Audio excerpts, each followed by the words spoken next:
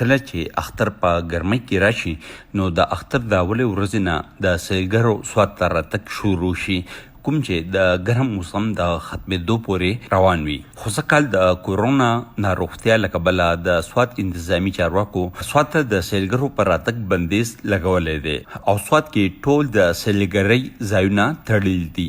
خو بیا هم یو شمېر سیلګري سوات ته رسېدلي دي. د پېښور نه د خپلو ملګرو سره راغلی سلمان ډیوه ته وایي لاکډاون و ډېر ورځې په کلي کې تېره کې زړونه تنګ شوي وو. موږ ځای سوات ته به چکر ولګوو چې دې خوا راغلو په لار باندې ډېرې زیاتې مسلې وې.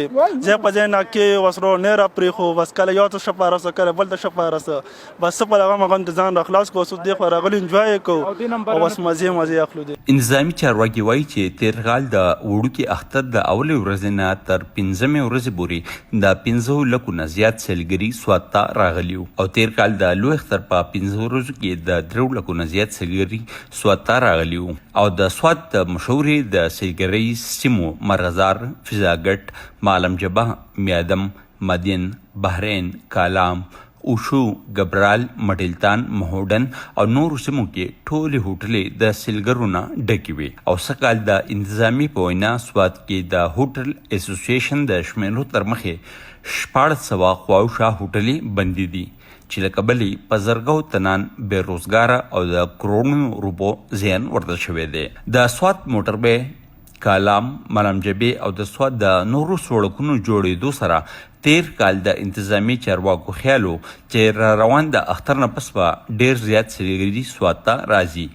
خو د کورونا ناروغتیا راتلو نه پس هغې انتظامي سوات ته د سیلګرو په راتګ بندیز ولګو چې دا ناروغتیا نور زیاته نشي. فضاګټ کې د یو هوټل منیجر انورلک ډیوه ته وایي موږ خو دا توقع ساتله کم اپ سیزن چې زموږ تېر شو نو موږ وایي چې یاره څه کار اپ سیزن داسې تېر شو لکه سیزن، نو موږ وایي چې د هغې په نسبت به دې اختر وړوکي اختر کې به سیزن ډېر ښکلی راوځي. ځکه د سوات روټونه ماشاءالله هم ښه شوي دي. دا وبا راله د هغې په وجه باندې نن دا هر څه بند دي، نو تقریبا زموږ د هوټل دا 3 میاشته چې بند دی. نو منګور ښار کې د سوات د سیند په غاړه فوډ سټریټ یا د خوراکي رسټورانټو ځای کې به د ګرمۍ د موسم شروع کېدو او د اختر ورځو کې ډېره ګڼه ګوڼه وه. خو سږکال په دغه ځای کې ټولې رسټورانټې بندې دي او دغه ځای کې خاموشي ده. د ځای کې د یو رسټورانټ منیجر شوکت خان ډیوه ته خپل حال سداسې بیانوي. اوس چې کوم دا حالات راغلي دي مونږ ګورو زما سره تقریبا 56 کسان چې دي په دې هوټل رسټورانټ کې هغو به کار کوو. زیاتر پکې هغه چې دي نو هغه د دې کار نه فارغه شو ځکه چې زموږ مکمل سیستم چې دی هغه بند دی.